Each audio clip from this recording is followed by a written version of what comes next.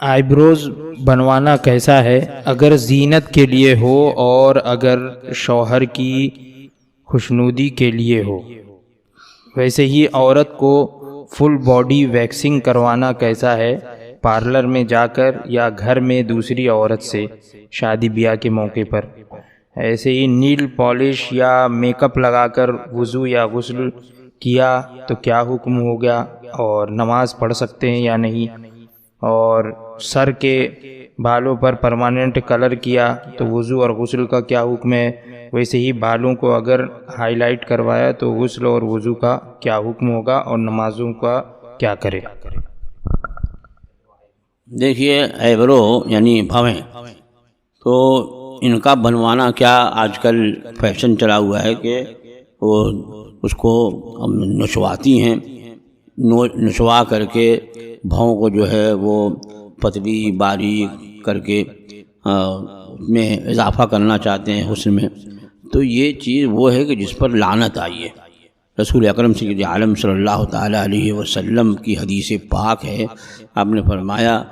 کہ بھوں نوچنے والی اور نچوانے والی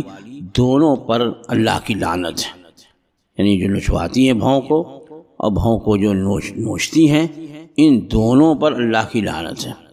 تو جس چیز سے لعنت ہو وہ شوہر کی خوشنودی کے لیے بھی عورت جو ہے وہ نہیں کرے گی۔ ہاں، بھوں اگر بہت لمبی ہو گئی ہو کہ آنکھ میں جانے کا خدشہ رہتا ہے تو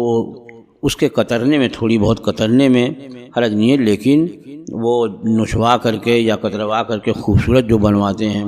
تو اس میں شرعاً ممانعت ہے۔ نچوائے نہیں، صرف ٹریم کرے یا استورے سے اگر صاف کرے تو اس کے لیے کیا ہو؟ جب نچوانا منع ہے وہ اسی لیے ہے کہ اس کو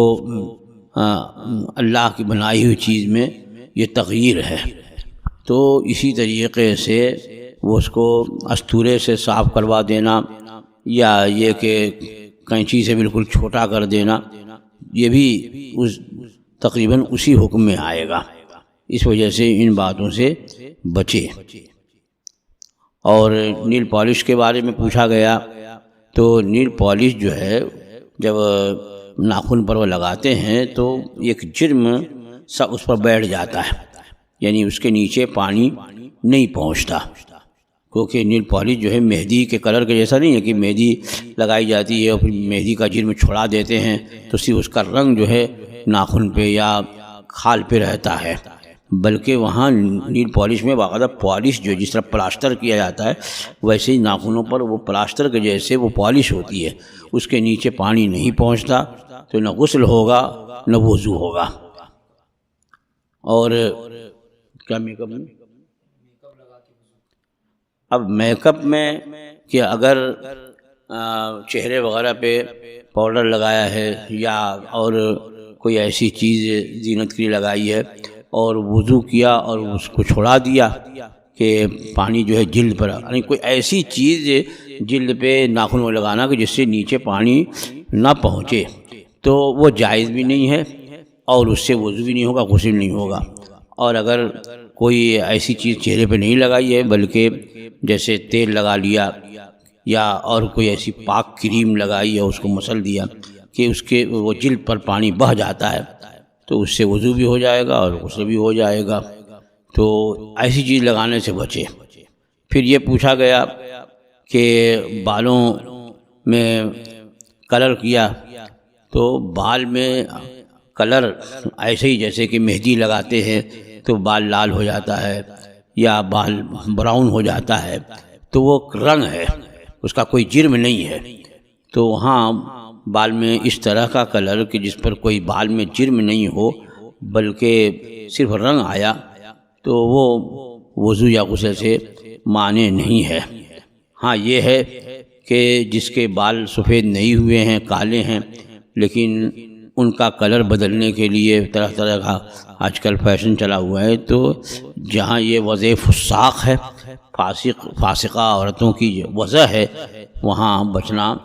ضروری ہے۔ اور بال سفید ہو رہے ہوں یا ہو گئے ہوں اور انہیں کالے کے سوا کوئی اور خضاب لگایا، مہندی لگائی، جیسے سرخ ہے پیلا ہے، براؤن ہے، تو اس میں شرعاً قباحت نہیں ہے۔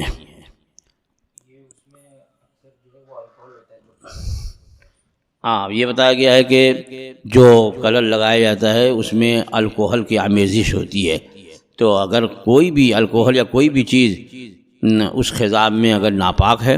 تو اس کا لگانا جائز نہیں ہوگا کہ ناپاک چیز کا بدن پہ ملنا ہوا، اور یہ تھوڑی دیر کے لیے صحیح، لیکن اتنی دیر کے لیے بھی ناپاک ہونا یہ شرعاً منع ہے۔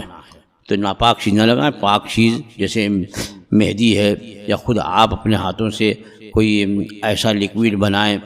کہ جس کا کوئی بال پر جرم نہ آتا ہو، بلکہ صرف کلر آئے اور جرم چھوٹ جاتا ہو، جیسے مہندی لگا کر کے دھو دیتے تو مہندی چھوٹ جاتی ہے، صرف رنگ باقی رہتا ہے، تو اس میں شرعاً ممانعت نہیں ہے، نہ کوئی قباحت ہے۔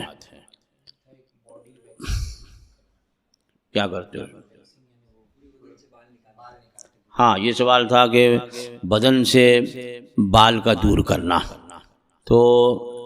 بعض جگہ کے بال تو دور کرنے کا حکم ہی ہے، جیسے بغل کے بال اور زیر ناف جو ہیں وہ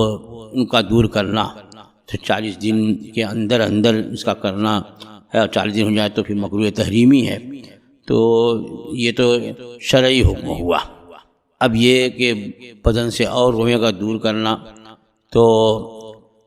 روئیں کا دور کرنا یہ شرعاً